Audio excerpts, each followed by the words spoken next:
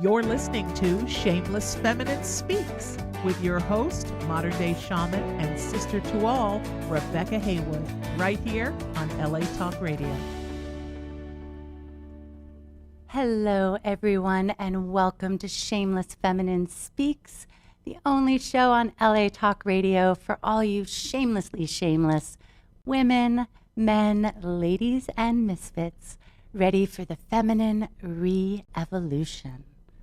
Yeah, and tonight I am joined once again by the lovely, the luscious, the ooh la la la la, Tatyana Ray.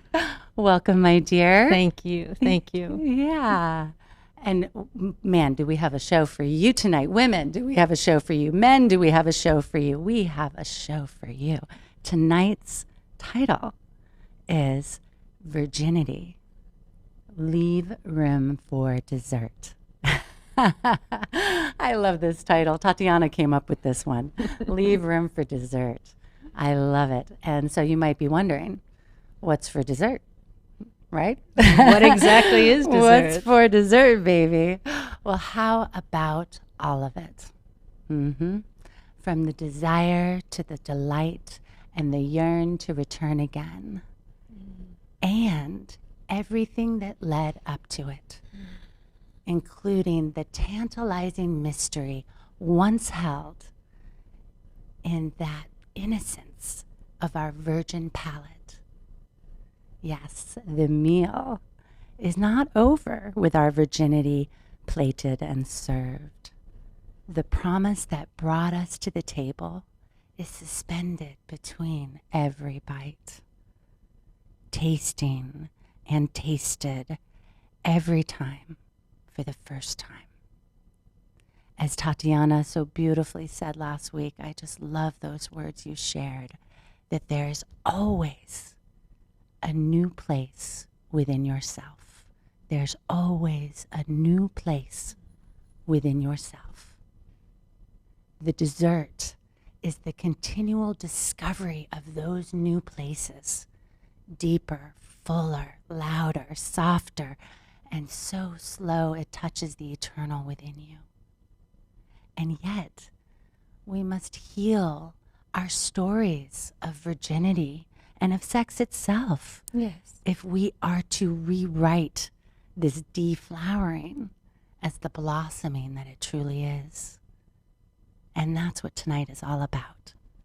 Tatyana and I are each going to share our personal journeys of virginity lost, and we're going to be reframing those moments of virginity given or taken as that sacred power unsurrendered and unfolding even still. Yeah. So I'm going to pass the ball, or actually I'm going to let Tatyana serve it up first. Here's the plate, Tati. Well, I share the live link, so don't mind me. I'll be sharing the live link while Tatyana does her beautiful, beautiful thing for y'all. Thank you. Well, virginity. What is virginity? If you look it up, it's supposed to be about chaste, pure, unsullied. So instead of white, what comes to mind to me is dirty. Dirtied. It got dirty. It's no longer viable. And when I read that today, I got angry. I said, why? And who says so? Because if we really watch what it is we're participating in as life, we're being taught that there is only now, the here and the now. And so my story is, yes, I was 15. I was in high school, and I was walking to school one morning. I walked to school every morning, and I was walking to school. I think I used to leave around 6:30 to get there in time. It was quite a walk. And I don't know why I didn't have some of my girlfriends around me that morning, but I didn't. And there was a heartthrob at our school. He was a senior at the time, and all the girls knew about him. And I'm walking along, and he pulls up and he says, "Do you need a ride to school?" And I looked around to make sure that I was the only one there. And I still said, "Me?" Because in those days, I wouldn't have considered myself a beauty, considering how it was projected at the times that I grew up in. I wasn't blonde. I didn't have long blonde hair. I didn't have blue eyes. And I was pretty thin. I was always very, very thin. And so I wasn't what you would call a real catch, I would think, especially at 15. So I got in the car and I thought, oh my God, he's looking at me.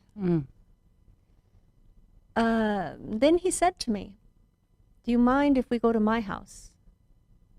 And in that moment, I knew, I heard, "You've got a choice here. And what are you doing? And why are you doing this?" It was right there. I feel that that's why I never really called it rape, because I feel that I had a moment to choose. And I chose. And I got in the car with him. And then when he said, "Let's go to my house," I had another moment. And I chose. And I said, "Let's go to your house." But there was an innocence. I knew that we were going to be alone, we were going to be together, but the word sex never came up for me. More than anything, what came up for me was maybe heavy petting, kissing, that rubbing, that rubbing. That rubbing up against Yeah, life. you know, that rubbing. Yeah. But that's not what really happened. He wanted to have sex. I'd never had sex. And what I love about this show is we're very, very honest. I don't call it graphic. I call it honest, sincere. He couldn't get his penis in because, of course, it was my first time. And he tried, and he really couldn't get it in. He was very frustrated. To a certain extent, it was very uncomfortable. But it never really got in. At one point, I wanted to go home, or leave, not home, leave. And he said, "Not yet." And around 1:30, 2 o'clock, he dropped me off at the school. I wouldn't call it traumatizing because I took responsibility for my choices. It took many, many years for me to realize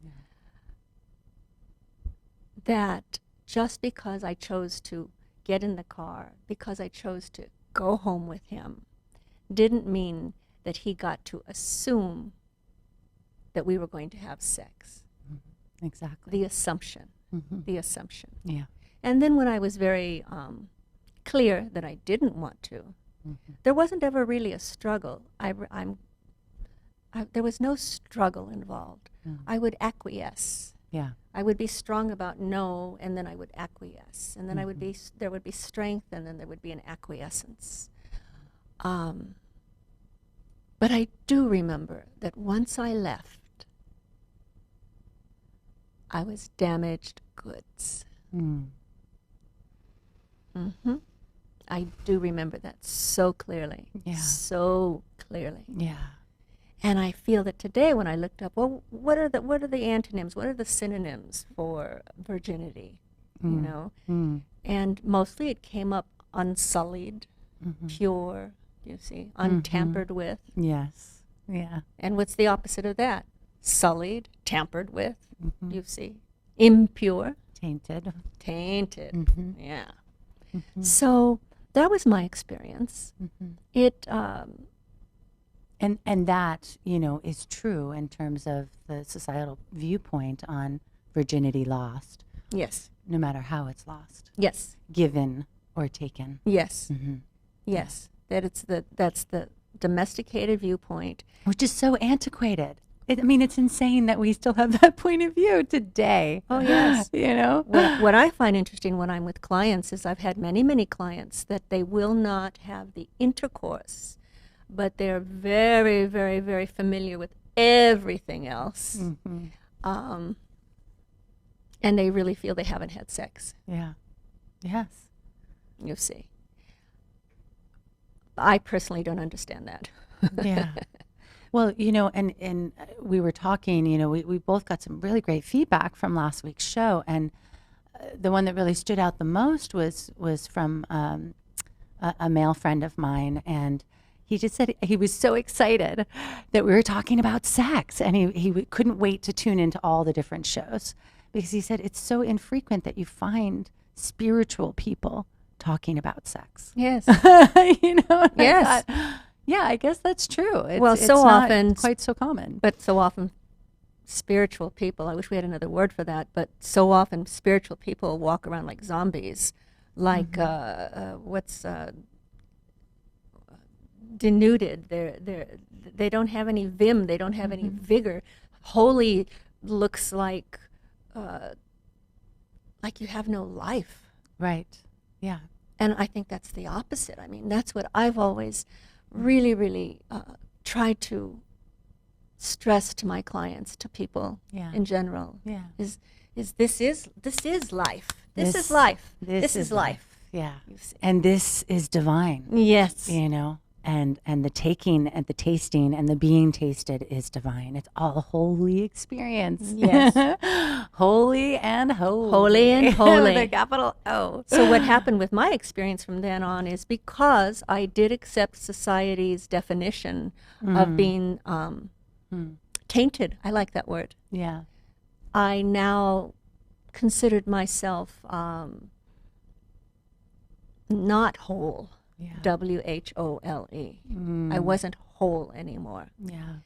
And so then I started to have frequent sex, mindless sex. And the interesting thing for me is that I was we didn't have this word yet when I was young, the word geek, Yeah. Yeah. We didn't have the word geek, but I was a little geek. I mean, I was a geek. I loved school. I loved books. I had really great grades. I loved school. I loved school. I was the last thing you would consider about just screwing around. The last thing. Yeah. I loved school. Yeah. I didn't lose my love for school, but I entered in and ventured into areas of life that I wasn't prepared for. I didn't have enough information about, and it was all because I felt damaged. And I ended up getting pregnant at 17 when I was a senior in high school. At 17, I got pregnant and had a baby that year. Wow. My son Gregory. Yeah. And that is a fast clip, but that's really what happened. And I want you, the audience, to know that, did I give my virginity, or was it taken from me? I think I gave it, in the sense that I kept saying yes and acquiescing. Yeah. But it was not through fear, but more through feeling that I was obligated, because I'd gotten into the car and then I'd said, yes, let's, there was a certain social obligation that I was aware of. And I wasn't strong enough to know what is it that I wanted. What did I want? Yeah. And so this is has been a lot of my journey in terms of everybody, is what do you want? Forget about what is said, what you're supposed to want. Or how you're supposed to want it, or when you're supposed to want it, whatever it is. It's like, what do you want? Yeah. And I'm very aware of that now. Yes. Yeah. And that is one of the flags that I fly. Yes, you do. Yes, she does. Yeah. And it's beautiful, that I don't think I've met anybody that embodies sensuality so unabashedly and so out loud as you do. I like having a body. And I think that was part of it at the time. I had a body. I wanted a body. I wanted to have a body. I wanted, what's this body all about? Yeah. Yeah. But I was never really able to find someone who could explore it with me in a childlike way. Yeah. You know, almost like when you hear children playing doctor, Right. you see? Yeah. To me, there's an innocence there, Yeah. and a curiosity and an exploration. Right. Right. See? So, no, I needed to play doctor. Mm-hmm. You know. Well, I love that, the curiosity and the exploration. Because I'm going to share my story, but really, as Tati and I already kind of shared our stories with each other last night in preparation for the show, and we really discovered something beautiful. Yeah. I mean, that I believe that we already know and we already knew and we already experienced, and this is why we are who we are today. And yet it really is, you know, the essence of this show, very much tied to last week's show. You know, innocence lost or gained. It's not lost. It's innocence gained. And in that curiosity and that exploration, we continually return to that place of innocence, you know, to that dessert where the dessert gets served and reserved again and again, because it is that journey of discovery, that continual discovery of those new places within you. And, you know, as we were sharing, we both landed on, and I still feel like a virgin, you know, Yes. in some ways, in almost every way, not just some ways, in almost every way. Yes. When we're doing it right. Yes. You know, it really is that exploration. It is a discovery. I'll take my journey a little, so we'll just stay here. Sure. What I got to discover and I shared with you was, so I had sex, and then I had multiple partners, and it was all in high school, and then I got married fairly young to my first husband. We were married for 18 years. Mm-hmm. It was a sad marriage. It was a sad marriage, and oddly enough, there wasn't a lot of sex. There was not a lot of sex in Hard that to marriage. imagine. Well, but yes, Yeah. yes. Yeah. It's an amazing journey I've been on. There was not a lot of sex in this marriage. That was 18 years, and then we were divorced, and I was unmarried for 17 years. And in those 17 years, I had lovers. Yeah. There were lovers that I kind of kept away from the home because I was raising my two sons, and so, you know, I did my thing. But I had lovers in those 17 years. For the last 10 years, in February, I will have been married to my current husband, and number two, Darius.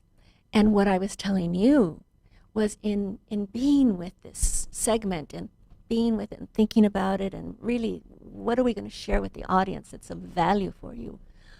I realized, oh my God, Rebecca, Darius took my virginity. Mm-hmm. But I mean, no, well, yes, he took it Yes. because I gave it. Yes. But what happened, I realized as I was being with this, is we shared, and he gave me this part. He gave me everything I've ever wanted in an experience. Yeah. He gave me the romance. He gave me the ardor. He gave me the devotion. He gave me the curiosity satisfied. He gave me the physical. He gave me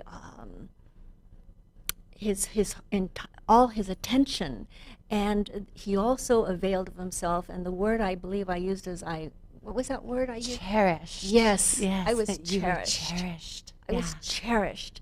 And I realized in thinking about this for the program to share with you all is that it was my first time with a man where everything was satisfied. Yeah. Physically, emotionally, mentally, and spiritually. And so, oh my God, my virginity, I was experienced. And I experienced him. Yeah. And that was the most delightful Tasting discovery. and tasted. Forever. Yes. Yeah. And that's, you know, I really want to kind of hit this home beyond that aspect of, you know, every time can feel like the first time, is this aspect of, you know, virginity isn't given or taken, not really. You know, it's really, how would you say it? It's a given unto yourself. It's an opening, it's a blossoming, and it's a given unto yourself, and as many times as it takes. Yes. Does that make sense? As many times as it takes. Because, you know, as we were talking, it was just like, yeah, like, and then there was like this relationship or this interlude where I deepened in this way and I discovered this new place within myself. Yes. You mentioned there used to be a person you were with, and that there were some veils. You felt there were some veils. Yes, yeah. Those, I was calling them privacy screens. Yes. And we were talking about these privacy screens within ourselves, like for me, within myself, that many spiritual people have, that screen, that separation between my animal and what I consider to be divine, right? Inappropriate. Yeah, you use appropriate, the word. and appropriate, proper. And in this example that I was sharing with Tati last night, it was just this very, very thin, subtle veil of proper, where I wasn't quite letting myself be exposed. Yeah, and fall all the way into the experience, and let that experience take me all of the way, because there was this little voyeur inside of me watching me, right, from behind that privacy screen, right? And then, of course, there are the privacy screens that we have between ourselves and another, which was another story that I was sharing. Yes. In that aspect of, you know, the need to perform, right? We feel like we're performing for another person. And we spoke about this in male sexuality, how a lot of men feel this way, that they have this obligation to perform. There's such a anxiety there. Yeah, there's a doing on their part that they feel a responsibility for. But, you know, women feel this way as well. At least I certainly have, in that sense of, you know, I'm obligated to this boner, that I'm supposed to take care of it, you know? And, you know, and so that was like another veil to be lifted. And responsibilities that aren't there, that we've placed there. Right. Right. And I mentioned with Darius, one of the things, a virgin moment for me was not even the first time we had love. It was after, like months later, where I realized that I could just abandon myself and not kind of be thinking of the clock. You know, sometimes when we're in certain sex acts, I've got a little tick, tick, tick in my head. Right. And I can climax orgasm very, very quickly. I'm very fortunate. But I don't care how quick I can climax and how beautiful it is. I used to still be conscious. Tick, tick, tick, tick, tick, tick. Right, yeah. You know, and with Darius, there was a moment of virginity where I could release the clock in my mind. Like you had the little voyeur. Well, I had a little cuckoo clock. Cuckoo, cuckoo. And I got to abandon myself. Just abandon myself to what I was experiencing.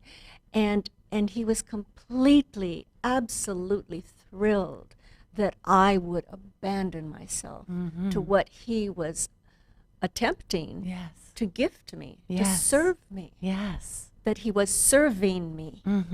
Yeah, that surrendering to the moment, you know, that we're a little shy to do that. I think we all have had at some point that little cuckoo clock, and and maybe especially as women, maybe not. I don't know, but certainly there's that sense of, I better get there. A time element. Yeah, I better get there quickly, and or I better not stay too long. Yes. I better not stay too long, because, right, women, I mean, men have the ability for multiple orgasms as well, and continual orgasms, right, just as women do. And yet, you know, maybe it comes easier to a woman's body. I don't know. But certainly, yeah, there's that. Like, I better not stay too long. And yet I can tell you, every lover that, you know, that I have allowed myself to not get there very quickly and to stay a very nice long time, there were no complaints. No. Right? So, you know, lift these veils of privacy, these screens of privacy screens is what I was calling them, privacy screens, and, you know, break the showroom windows, you know, of performing and the obligation and what it looks like, and the cuckoo clock, you know, take that down off the wall. And so much of this does ways, come under the spiritual aspect, like you were mentioning. Yes, yeah, absolutely. You know, I don't know why more spiritual conversations aren't held around sex. I mean, I can guess as to why, right? Because we kind of hold that as something other than spiritual in many ways. Well, and yet- supposedly, if you're having sex, then there's too much sex, then Right. it takes your eye away from the divine. Right, that we're indulging in a lower base need fulfilled. But there's nothing base to it, and it can No. take you all the way. All the way. It turns when you can make love and turn inside out. But you see, Yes, what turn we're- inside out. I turn inside out. I love that. but what we're talking about right now is it's not just about the body. It's about what you're engaged with. Yes. You know? Can you engage to the point where you do feel Mother, Father, God, or the priestess or the goddess or Where whatever you lose you're- yourself and you Yes. lose the seam between you and this other person. I mean, get lost in your pleasure. Get lost in it. Yes. You know, it's the most beautiful experience and the most, can I say it's the most spiritual experience that I've had? Yeah, I think I absolutely. can. I believe that I can. Absolutely. And that be true. Oh, that reminds me that when I first started making love to Darius, I told you for the first times that we would make love, I would cry. But it wasn't my mind crying. Yeah. It was my body. My body would weep at the joy of being able to abandon myself. Yeah. At the joy of being cherished. That reunion with the universal self that we Yes. spoke about last week. I've had that same experience, you Yes. know, where I just, I cry. And it is that, oh, I'm home. It's like, oh, it's such a beauty. It's such a. And I wrote such a one beauty. time, let any man that is with me know that God mounts me. You see, God mounts me. Beautiful. You see. Beautiful. So it was lovely Yeah. preparing and talking and kneading this out Yeah. for everybody. Yeah. Because be with your feelings. Have you turned yourself inside out? Have you abandoned yourself? Have you trusted? Do you peek around the little privacy issues here? You know, Yeah. Those little veils of propriety. proper. Yeah. Proper. Well, and, you know, in speaking towards my introduction, that we really, to do this, okay, I mean, for me, that didn't really come till, I mean, it came, as I said last week, in kind of growth spurts, like there were little new places that I was discovering in myself along the way when I started my spiritual journey and really, you know, surrendering to that aspect through sex, you know, deeper and deeper each time.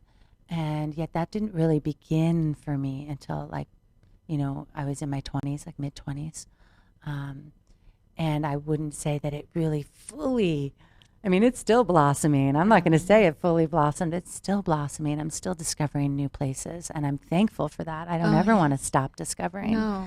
And it's still blossoming, and yet I would say, like, I mean, each blossom is more beautiful than the last, you know, and bigger and fuller and louder and softer and slower than the last in its bloom and its blooming. And they're all building on themselves. Yeah. And yet each one is different. Yeah, and yet to get there, you know, to really allow those petals to unfold, to allow that continual unfolding within yourself. You know, we have to heal our stories of virginity and of sex itself. And so I'm going to share my story of virginity lost because I think it's going to speak to a lot of different women's experiences out there. As I said to Tati last night, I was like, counting on my fingers how many times I lost my virginity. And you might go, what do you mean? There's only one time. No, 4 times. And of course, every time ever since, right? But 4 times. So the first time I wasn't aware of, I didn't remember the first time until actually just a year ago. That memory came back to me, and that was being raped at age 8. So, virginity taken. Then second time was age 15, 14, 15, and this was virginity given. And this was empowerment, you know. This was, I wanted that experience. I wanted to have that experience. And I didn't have a boyfriend at the time. It wasn't the soft and sweet way that we think of, like maybe the more spiritual way that you might think Rebecca would have chosen to give her virginity away. But no, I was quite flippant in it even, and in part between the empowerment, like I wanted to have this experience and I wanted it on my terms. And the kind of flippancy there was probably because of this sexual trauma in part that I wasn't aware of that I had. At the time, you weren't at the time, aware. yeah, at the time I wasn't aware of it. But it was very empowering, the whole process of picking the guy, and yet, by the end of the night, technically, I hadn't lost my virginity because again, he wasn't able to penetrate me, right? Do we consider loss of virginity penetration? Well, we were even No, talking about the we hymen. don't. Yeah, we don't. Like, this is an important point that we're going to note when I get through this story, because it's not, again, just like puberty. It's not one moment. Yeah. It's not like a light switch. based in the biology, and it's not based in those changes. And it's not a light switch. It's continual. And so technically I hadn't lost my virginity. He wasn't able to actually penetrate. Then the third time was another rape, also age 15. And there was penetration.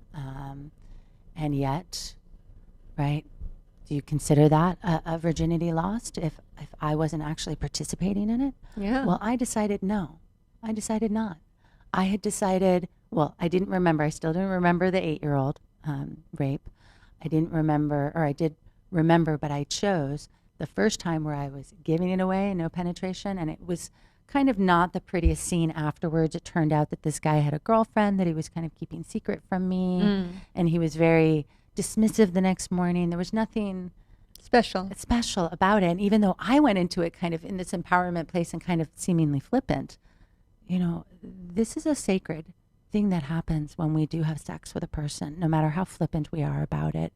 There is a connection formed. There's an imprinting that happens energetically. No matter our story, no matter how we're classifying the relationship, there is an energetic imprinting that we make with another person when we choose to have that sexual engagement, whether it's a beautiful spiritual union of an experience or not. There's an imprinting that happens. There's those tendrils. And so, despite my flippancy, when I discovered this and he was so dismissive, it was like, my heart kind of broke a little. And so I decided that one didn't count either. No penetration, and he was a jerk, and I don't want him in my story, right? Yeah. So, and then of course the rape at age 15. No way was I going to count that. No way. Now, did I for a time? Of course. I felt victimized. I felt that something had been taken from me because I still felt very much as to be a virgin at that time. And I really felt that was taken from me. And I felt tainted. I felt dirty. I felt unsure that I wanted to even engage in that experience with another man. I didn't have the faith in the beauty of it anymore, Yes. I felt tainted. It felt tainted. And so fast forward to my senior year in high school, and my high school sweetheart, beautiful man, and he was a virgin. Sorry if that's too much disclosure for you. But he was still a virgin, and we both agreed that so was I, and he wanted to give me that first time, that first experience again, the right way, the proper way. And that was your first experience that way. Yes, and it was beautiful. It was beautiful. I mean, of course, we had to stop because of my trauma. My PTSD kind of came, and we had to stop and went for a walk, but that only made it more beautiful. That bond of that's being cherished. Yes, exactly. He was cherishing me in a very beautiful way of honoring that emotion and that fear and all of that came up for me. And I only wanted to surrender to him more after that, and it was so beautiful. So I would consider that my first time, so 4 times. It took four times the charm, right? And yet, as we're saying, we both still feel like virgins. We're still Even more so. discovering and rediscovering new places within ourselves, deeper, fuller, louder, softer. We're still blossoming. And that, it's such a beautiful place when you can land inside of that, inside of yourself, and then bring that union with yourself to your union with another. And what I hope that you take from my story is that aspect of like given or taken. Neither No, one. neither. Yeah. Neither. None of that really happened until there was a union where there is no giver or taker. Yes. Yes. Those dissolve. And it's truly a union with another being, and a union with another being because you are unified with yourself, animal and divine as one, right? And even though at that, how old are you in senior year? I guess I was 17. 17, yeah. Yeah. So, even though I was still a spiritual bumpkin, right? It was so spiritual. It was such a spiritual experience. And there was a union there. When There there's was a any type of union. cherishing, any type of cherishing, even Yes. if you're working in your garden, when you're Yes. being very careful with what Sex is worship. Oh, yeah. Sex is worship. It's the altar of the divine. Yes. Yeah. I'd like to say that what I feel we're attempting to communicate is that you make your first time. Yes. You choose your first time for Yes. whatever you're doing. Yes. Yes. Choose your first time, Yes. you know? And choose it as many times as it takes. Yeah. Okay. So if you had experiences like myself or Tatyana, you were raped Yeah. the I first was. time. You were raped the first time. Yes. That's the reality. There And was no, consensus? yeah, there was no consent. Consent, thank Mhm. you. Yeah, there was no consent. Mhm. And so, no matter the circumstances, whether you were raped or it wasn't the beautiful experience that you wanted, like my third time, second time, like my second time, if it wasn't that experience that you wanted, that if that union wasn't there, if that surrendering to yourself wasn't there and thus to the other person, then you know what? It didn't count. It doesn't count. That's what we're saying here today. You get to choose your first time, and maybe you haven't had it yet. Maybe you haven't had it yet. I had mine 10 years ago. After being in an 18-year marriage, unmarried for 17 years, giving birth 3 times. Yeah. Yeah. Okay, my vagina has been busy. And it was only 10 years ago that I truly feel I was in a situation where I shared myself in a first way, in an entire cornucopia, Yes. which is what I had always wanted. I wanted the romance. I wanted the devotion. I wanted the sultriness. Yes. I Yeah. wanted the intended attention. Yeah. And I wanted to be able to give that to my lover. Mm-hmm. And he was so willing to accept also what I was wanting to give him, you Yes. see. So my first time was 10 years ago. Yeah. When's your first time going to be? Yes. Yeah. In some ways, I feel like I had another first time, just in the last few years of just another deeper opening within myself and a place of pleasure that I didn't know my body could experience. So, as Tatyana said last week, there's always a new place within yourself, So, keep going and choose again and choose again as many times as it takes. And, I think, for those of you in a relationship, in a committed relationship, the other thing that we kind of landed on last night, we were talking about familiarity. Oh, yes. Right? Yes. Yeah. Yeah. So we were kind of, the gist of it was that familiarity, we can misinterpret like familiarity as like mundane, right? Yes. And that can kind of lead us out of the And, blossoming. and mundane then kind of can go crooked into boring. Yeah. See. Yeah.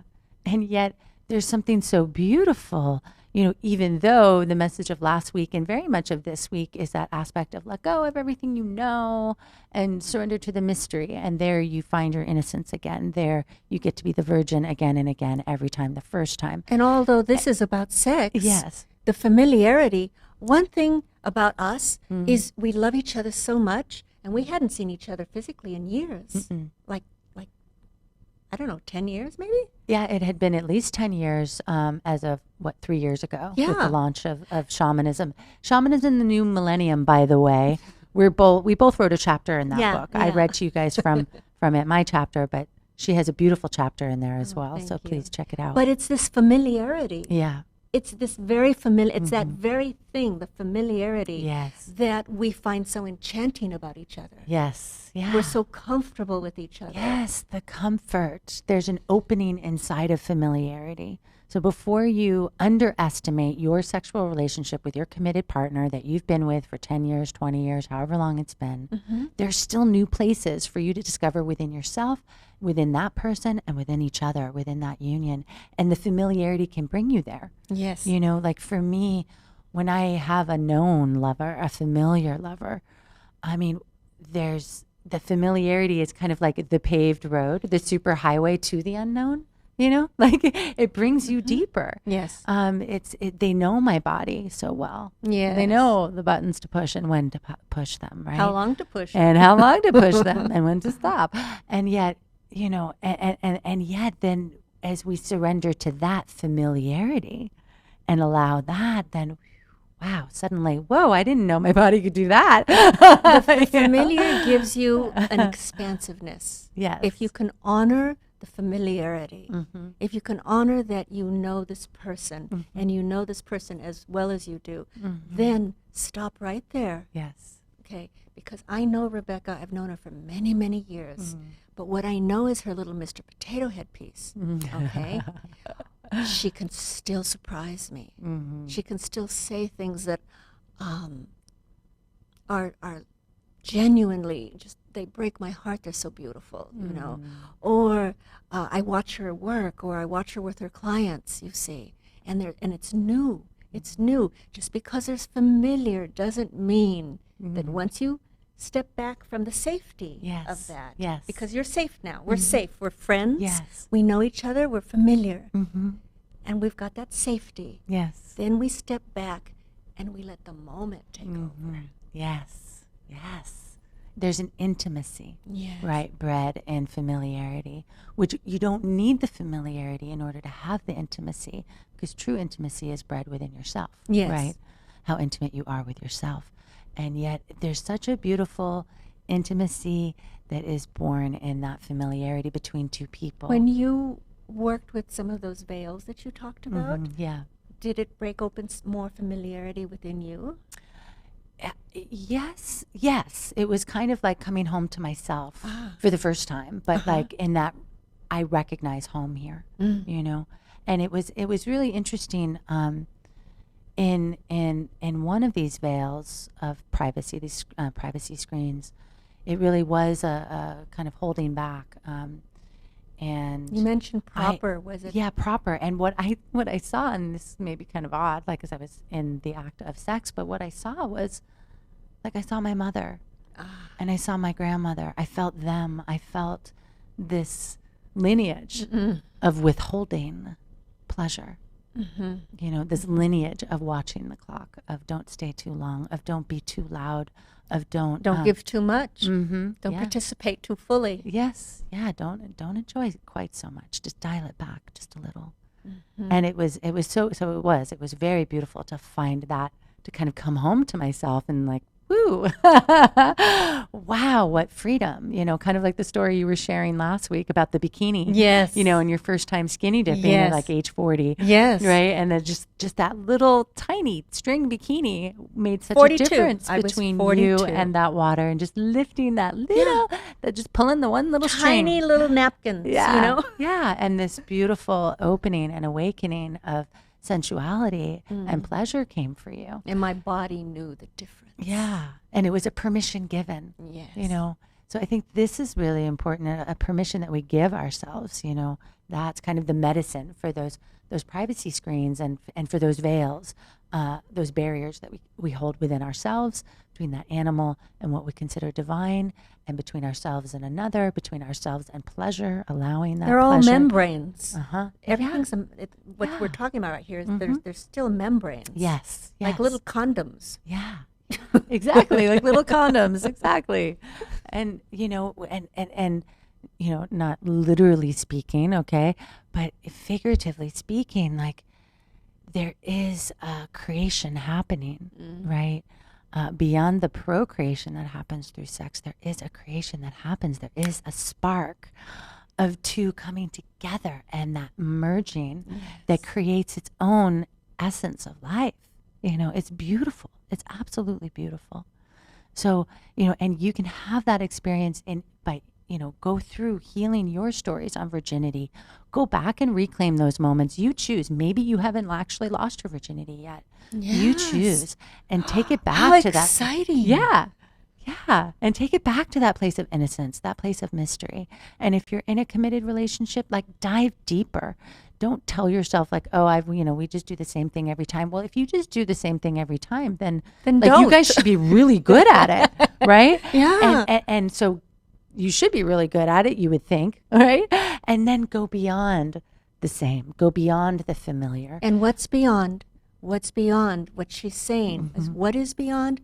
Well, the beyond part is how much you can open up. You've been married to this guy for however many years, or girl, or however you are inclined, you see? Yeah. But when she was talking about the little privacy veils, I love that. Yeah. Because what kept coming up with the word proper. Proper. Yeah. Who's in bed with you?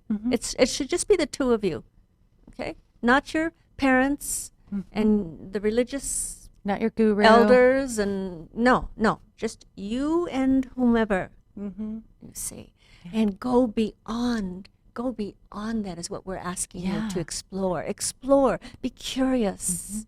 And sometimes in that intimacy of familiarity with another person, it's easier to recognize where you're withholding, where those privacy screens are up, where those subtle veils are up, because you recognize it. It's sometimes easier to recognize there. And I think for a lot of people, the kind of sex with strangers, it's almost easier for them to not have any of those privacy screens because there isn't that intimacy there. Yeah. And so, I don't know that really counts in terms of really being abandoned to your pleasure. No, you're not.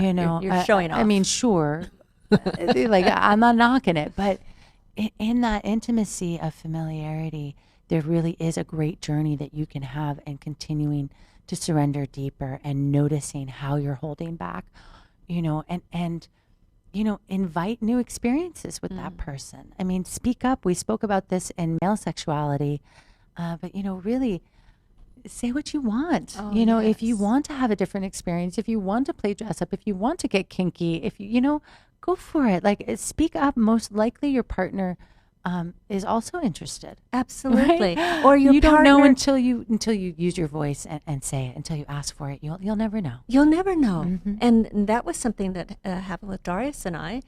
And I asked for something. I said, I've never done this. I'd like to do this now. And he goes, oh, no, cold day in hell.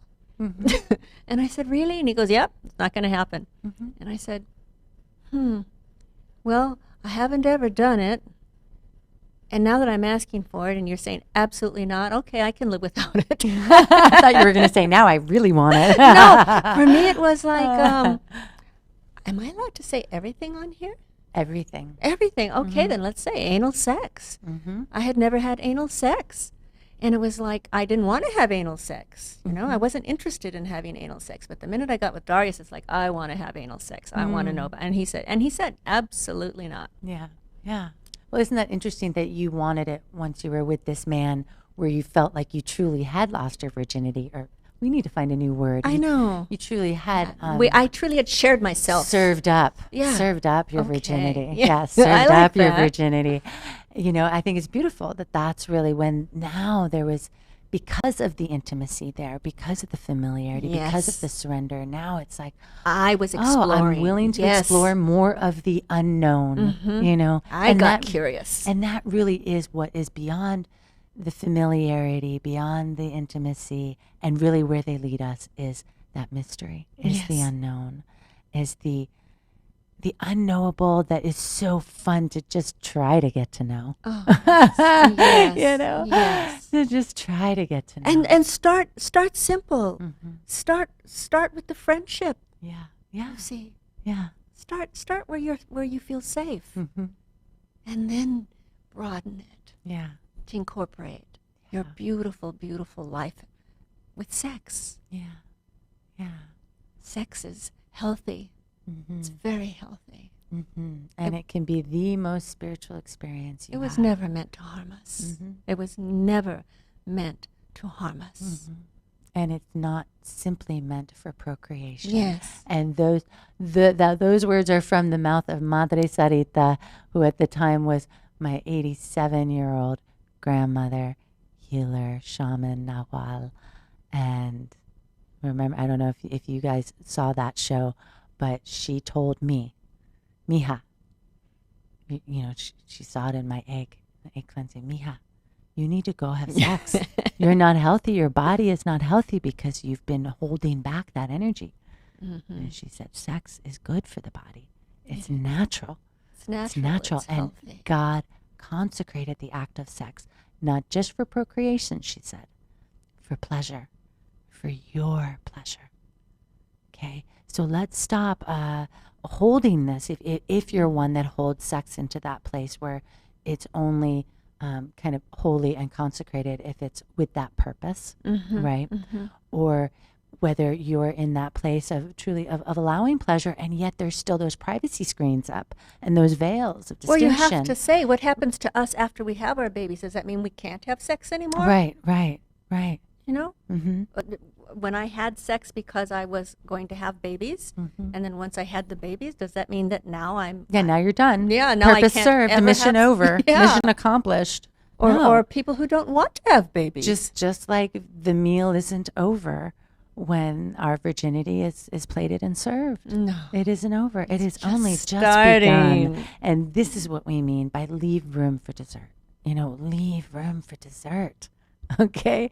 There's so much more. You know, I don't pretend to be an expert on sex. Tati doesn't pretend to be an expert on sex.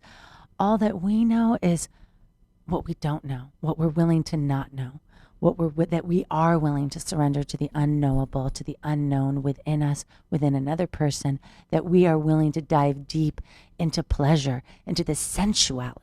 Okay, it's not even about sex. No. Even stepping into sex is not about sex. It's about the sensual and the spiritual. Yes, Okay? because the sensual is the manifestation of the spiritual. Yes. Take a flower one time and look into the flower. Look into how it's painted inside and the texture of the petals and the pistils and the pollen. Oh, you get lost. Oh, Yeah. no. This is about diving into divinity through sensuality, and we will use sex and the culminating intimacy. Into me, see. Yes, it can be, gosh, such a beautiful portal. Such a beautiful portal. And your body and their body, that's the altar. The altar. You know, so honor this, like honor virginity. It is sacred. It is sacred, you know, and yet it's not sacred in the way we have minimized Stigmatized it to be. it, Yeah, stigmatized it to be, you know. It's sacred in such a beautiful opening way. There is no deflowering. There is only a blossoming. And so, as I was saying before, if you're one that is kind of withholding in the name of, oh, I'm in this, you know, relationship of years and years and it's so familiar, you know, reach beyond that. Use that familiarity to slingshot you deeper. Yes. You know? Yes. Use that intimacy to have a fuller experience, to find those veils inside of you. And if you're one that really thinks that you embrace your pleasure and you're free and you're abandoned, you have all this sex with strangers, well, and you do all this kinky stuff and that's what makes you free. Well, take another look. Take another look at, as I said on one of these sex shows about intimacy, really check in. Are you truly being intimate with yourself in those experiences? Is that freedom? Mm-hmm. When I was having all that sex in high school, was that freedom? Right. No, that wasn't freedom. Right. I was a child and I was stupid. Mm-hmm. Yeah. Well, and very much that second time where I was actually choosing to give my virginity away, it was very much a rebellion. Mm-hmm. I could feel something in me that I was rebelling against, and I wasn't aware of a story. I wasn't aware of that, of being raped when I was younger. I didn't know of that yet. That's right. And yet I was rebelling against something inside of me there that was was trying sand to in make your it shoe, scary and small. And, I wanted to just claim that experience for myself. So, it is sacred. Virginity is sacred. Sex is sacred. And yet it is so much more than procreation. There is creation that happens, and yet it is more than procreation. And that creation that happens is through that surrender to pleasure in your body, to your animal as divine, to their animal as divine, and to the unknown, that you both get to discover again and again and again. And again. Mm-hmm. The sensuality. Yeah. Do you really understand sensuality? Do you understand how you express yourself as sensuality? Yes. Express yourself as sensuality. Mm-hmm. I love that. Mm-hmm. I love that. So we're going to end there for tonight. And as always, I'm available for private sessions. Tatyana does beautiful work with people. Thank you. So where can people find you, Tati? They can find me at TatyanaRae, RAE.com. It should be up on the screen. Yeah, her should be above website. my head here. And I'll give you my phone number. It's 714-615-1813. And I do sessions like Rebecca. I thought it was 1-800-RENT-A-GODDESS. Well, I'm also 1-800-RENT-A-GODDESS at. Yeah, that's her Instagram, at 1-800-RENT-A-GODDESS, and at the Delphine Experience. The Delphine Experience. Okay, and y'all can find me at RebeccaHaywood.com, and on social media, pretty much everywhere, as at Shaman Sister. And please check out, I've got an upcoming event. Yes. Yeah, happening December 28th in Oakland, It's California. not a workshop. What did you call it? It's a play shop. A play It's a play shop. shop, and it's for women, and it's the first shameless feminine play shop.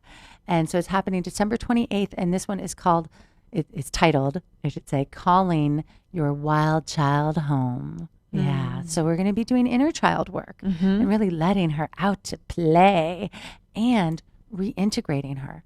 The adult taking her hand and really bringing that medicine into your world today. So it's going to be a beautiful, beautiful workshop or play shop.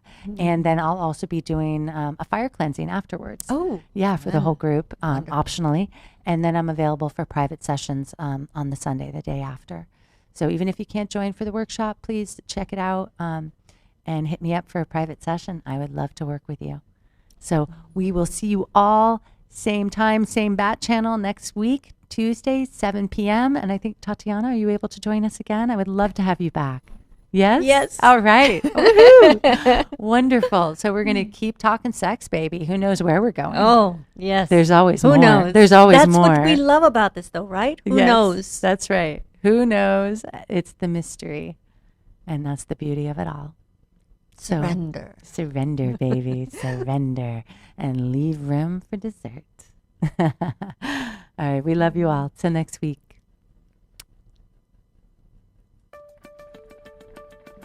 You're listening to Shameless Feminine Speaks with your host, modern day shaman and sister to all, Rebecca Haywood, right here on LA Talk Radio.